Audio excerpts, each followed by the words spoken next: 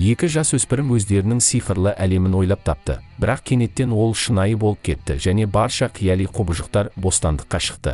Әрі қарай не болды дейсіз бе? Қазір анықтаймыз. Джесс Аронс есімді жігіттің мүлде достары жоқ, сондықтан ол өзінің қиял әлемінде өмір сүреді және ертегі сюжеттерімен таңғажайып суреттерді салады. Ал тағы ол жүгіруді қатты жақсы көреді. Джесс ата-анасымен және 4 әпке қарындастарымен бірге тұрады. Олардың ақшалары аз және жігіт әпкесінің кроссовкаларын киюге мәжбүр. Сонымен қатар оның әкесімен ара қатынасы айтарлықтай ауыр. Үйдің жұмысын орындап болғасын, Джесс мектеп автобусына асығады. Оның киімі кірленіп қалған, ал жігіттің өзі болса қатты терлеген, сондықтан сыныптастары оны бірден мазақтай бастайды. Мектепте Джесс мұғалімінің карикатурасын салып, сыныптастарының кезекті мазағын тыңдайды. Кенет сыныптан директор пайда болады. Ол оқушыларды жаңа сыныптастарымен таныстырады. Бұл кітап оқығанды қатты жақсы көретін Лесли есімді сүйкімді аққұба қыз. Үзіліс кезінде бұзақы қыздар Леслиден $1 талап етіп, оны дәретханаға кіргізбейді. Жаңа оқушы мұндағы мектеп оқушыларының нағыз тролльдер екенін түсінеді. Дене шынықтыру сабағы басталып, ұлдар арасында жүгіруден жарыс өтеді. Ашуланғанына қарамастан, оларға Лесли қосылады. Сайыскерлер бар күштерімен жүгіріп бара жатыр, бірақ Джесс алдыға жарып шығады. Шамасы ол жеңіске ие болатын сияқты, бірақ кенеттен оны Лесли басып озады. Қыз мәреге бірінші болып жетеді. Барлығы таң қалысуда, ал біздің кейіпкеріміз қатты жабырқаулы. Көп ұзамай Джесс пен Леслидің көрші екені анықталады және бір-бірлеріне өте жақын тұрады. Үйде жігіт қарындасы Майбел оның альбомын сызып тастағанын байқайды. Алайда оны әрине ешкім жазаламайды. Мәселенің бәрі отбасының әкесі қыздарын ұлынан гөрі қаттырақ жақсы көреді. Жаңа оқу күні келеді. Лесли Джесстің музыка мұғалімі мисс Эдмунсқа ғашық көздерімен қарап отырғанын байқайды. Ол сұлу ғана емес, көңілді және олардың сабағында нағыз концерт ұйымдастырады. Лесли Джесспен достасуға тырысуда және оның суреттерін қызығушылықпен қарайды. Бұл қыздың да дарыны бар, ол тамаша жазушы.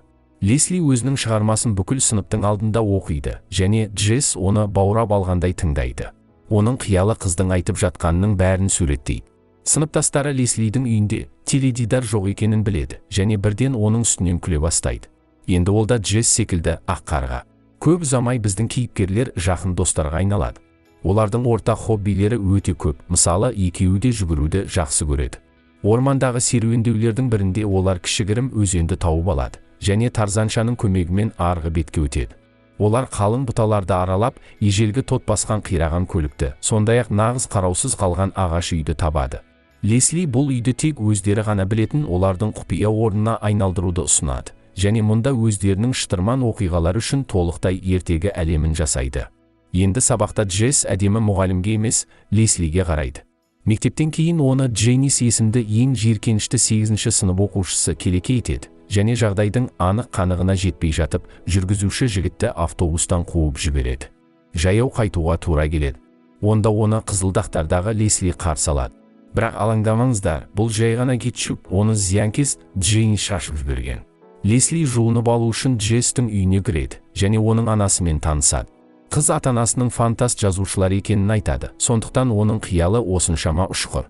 Дәл сол себепті бұршақтың гранатаға, қарапайым тиіннің зұлым ограға, ал аспандағы құстар опасыз қожайынның сарбазына айналуы мүмкін. Балаларға қару керек, өйткені оларға тиін емес, нағыз қобыжық шабуыл жасауда. Шайқастан кейін біздің кейіпкерлер ең биік ағашқа көтеріліп, өздерінің патшалықтарына қызығушылықпен көз жүгіртеді. Мұхит қаласынан бастап, мұның бәрі тек оларға ғана тиесілі.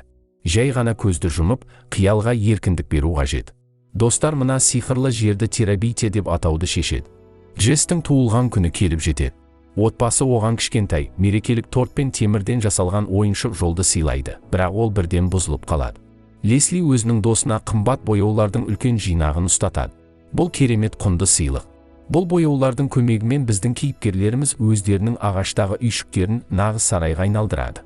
Оған көрші талқылайды және балалар мұны үлкен табаны бар алып тролль деп елестетеді. Оны міндетті түрде жеңу қажет, бірақ әзірше олар дайын емес. Джессаның әкесінің жылыжайында жануар пайда болып, олардың көкөністері мен гүлдерін бүлдіреді.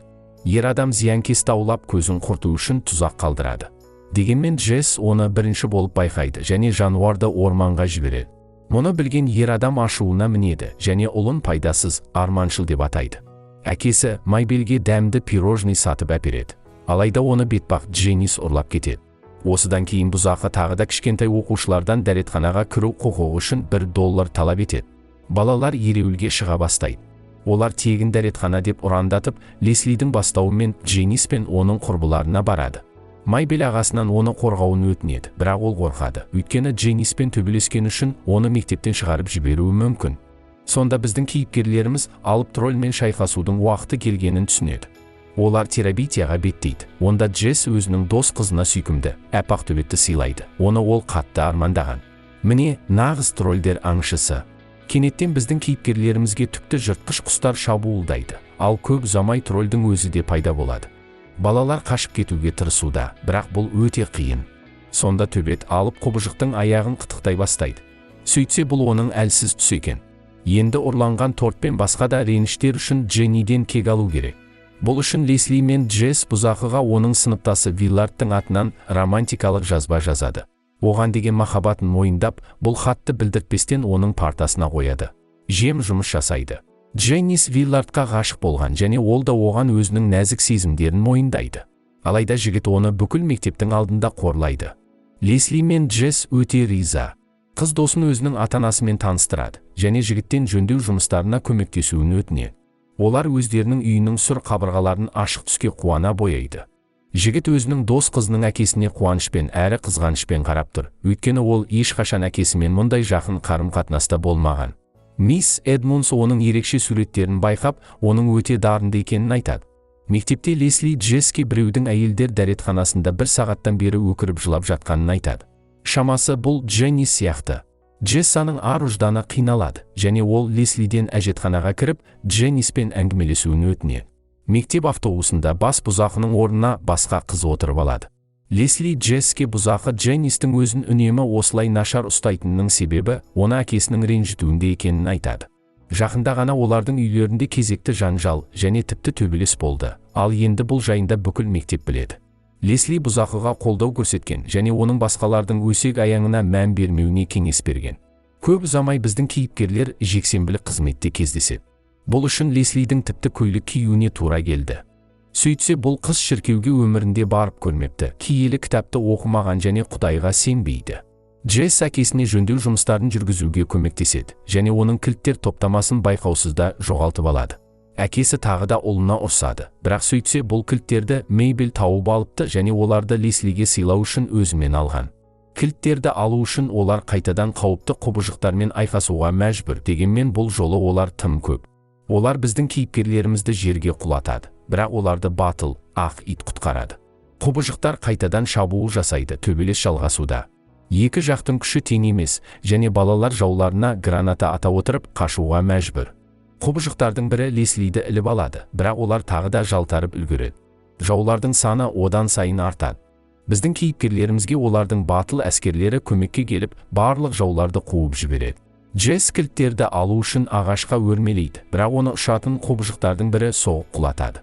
Жігіт үлкен биіктіктен жерге құзғытып бара жатыр. Біздің кейіпкерімізді әлгі олар бұрын айқасқан тролль құтқарып қалады. Бір таңқаларлығы, ол бұзақы Дженниске қатты ұқсайды. Жаңбыр басталып, балалар үйлеріне жүгіреді. Өзен одан да тереңдей түсті. Джесс Леслиге ғашық болып қалғанын түсінеді. Демалыс күні Джесс музыка пәнінің мұғалімі мисс Эдмонсқа қоңырау шалады.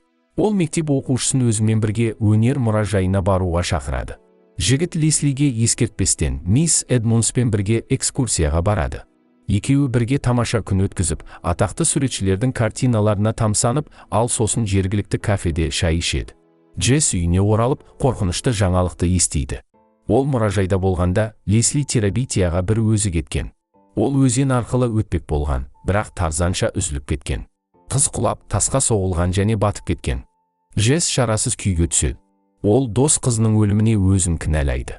Егер ол оны өзімен бірге мұражайға шақырғанда, мына қайғылы оқиға болмас еді. Жігіт әке-шешесімен бірге Леслидің үйіне келеді. Мұнда еске алу кеші өтіп жатыр. Оның ата-анасына жалғыз қызынан айырылу өте қиын. Сыныпта Джесске сыныптастарының бірі тиіседі және жігіт оны сұлайтып салады. Қатал мұғалім жігітті дәлізге шығарады, дегенмен оған ұрыспастан, өзінің де Леслиді қатты сағынғанын мойындайды, өйткені ол ерекше қыз болатын. Сабақтан соң Джесске аяқ тіреуін қояды, бірақ Дженнис мұны байқайды және жауабына бұзақының мұрнын сындырады. Осылайша жігітке Леслиді өзінің де құрметтегенін көрсетеді. Біздің кейіпкеріміз ормандағы олардың жасырын жеріне барады да дос қызын шақырады. Ол осы сиқырлы елде оның қайта тірілетінінен үміттенуде. Жігіт әлдекімнің дауысын естиді, бірақ бұл Лесли емес, ағасын аңдуды шешкен Мейбл. Бала қарындасын итеріп, оны қуып жібереді. Терабитияда оған тағы да бір құбыжық аңшылық құрады. Алайда шындығында ол Джестің әкесі болып шығады. Ол бақытсыз ұлын жұбатады, және жігіт әкесінің оны бәрібірде жақсы көретінін түсінеді. Леслидің ата-анасы үйін сатып көшіп кетеді. Джесс олардың ауласының жанындағы тақталарды алып, құлаған үлкен ағашқа өзен арқылы өтетін көпір салады. Ол Мейбелді ертегі саяхатына шақырады және қарындасына Терабитияға апаратын көпірді көрсетеді. Онда Джесс оны жаңа патшайым деп жариялайды. Сиқырлы ел гүлдеуде, Терабития халқы жаңа әміршіні қарсы алады. Джесс осында патша болып қалуға келіседі, өйткені Лесли мұны қатты қалаған. Жолдан қосылған көрермен болсаңыз, арнаға жазылып, қоңыраушаны басуды ұмытпаңыз. Сіз үшін бұл бірнеше секунд, ал мен үшін 100 000 жазылушыға бастап барар үлкен қадам. Келесіде кездескенше.